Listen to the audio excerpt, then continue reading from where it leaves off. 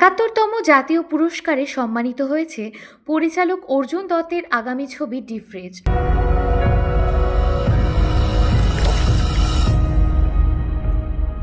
ছবিটিতে মুখ্য ভূমিকায় অভিনয় করেছেন আবির চট্টোপাধ্যায়, তনুশ্রী চক্রবর্তী প্রমুখ। অন্ধকারে যখন প্রথম মোমবাতিটা জ্বালানো হয়, তার যে আলো পরের গুলোতে একই রকম আলো হয়।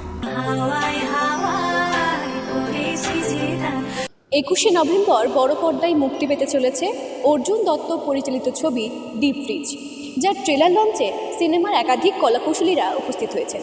কি জানাচ্ছেন তারা এই বিষয়ে, চলুন শুনে নেব। প্রথমত বলি, ন্যাশনাল অ্যাওয়ার্ড সর্বোচ্চ সম্মান ভারতবর্ষের সিনেমার জায়গা থেকে।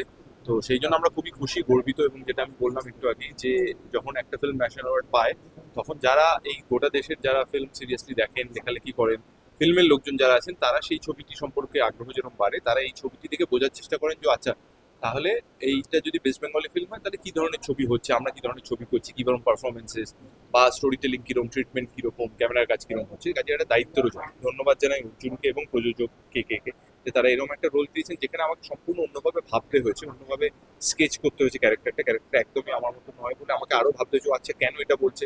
আমি প্রচুর কোয়েশ্চেনও করেছি অর্জুনকে, কিন্তু একজন অভিনেতা এইভাবে নিজেকে ভাঙতে সবসময় রেডি থাকা উচিত, কোমর বেঁধে নামাই উচিত। আর ফিল্মের ক্ষেত্রে আমি দেখেছি অনেক রকম মতামত এসেছে, অনেকে বলেছেন এটা কেন হলো, এটা কি করে তোমরা বললে, এটা কি ঠিক নাকি, এটা কি হতে পারে। আমার এটুকুই বলার যে এই ফিল্মটা কিন্তু কোনো কিছু চাপিয়ে দিচ্ছে না বা কোনো চৌকুপ্পি তৈরি করে দিচ্ছে না যে এটা ঠিক এটা ভুল, বরং কিছু মানুষের কথা বলছে, কিছু পরিস্থিতির কথা বলছে। এবার সেই পরিস্থিতিগুলোতে মানুষ কিভাবে রিয়াক্ট করছে, তাতে কেউ এগ্রি করতে পারে, কেউ এগ্রি নাও করতে পারে, কেউ হয়তো অন্যভাবে ভাবতে পারে, কেউ রেগে যেতে পারে, কেউ একটু উদাস হয়ে যেতে পারে বা ভাবতে পারে। ডিফ্রিজের বেসিক পারপাস, ডিফ্রিজের মতো সিনেমা সেটাই, যে এই ভাবনাগুলো আসুক, মানুষ সিনেমা নিয়ে গল্পগুলো নিয়ে ভাবুক। ডিফ্রেজ এক প্রাক্তন স্বামী স্ত্রীর বিবাহ বিচ্ছেদ পরবর্তী পর্যায়ের গল্প। ভীষণ এক্সাইটেড। 71st ন্যাশনাল ফিল্ম অ্যাওয়ার্ডসে ডিফ্রিজ তোমরা জানো ভূষিত হয়েছে বেস্ট বেঙ্গলি ফিচার ফিল্মে। So I am very excited, খুব নার্ভাসও। ছবিটা finally seen the light of the day release করছে। It's like my baby coming out. So 2.5 বছরের দীর্ঘ অপেক্ষা। ফাইনালি 21st নভেম্বর থিয়েটার্সে রিলিজ করছে। Please come and watch deep freeze.